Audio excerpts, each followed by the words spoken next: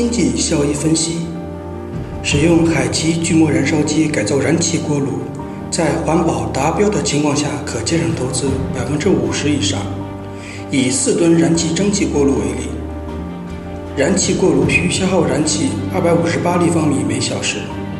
每立方米3.8元，1小时费用为1083元。改用锯末燃烧机，消耗锯末为600公斤每小时，每公斤0.5元，1小时费用为300元。实验验证，使用海奇锯末燃烧机改造燃气锅炉，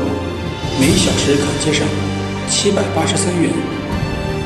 每天运行24小时可节省18792元，每月节省563760元，每年可节省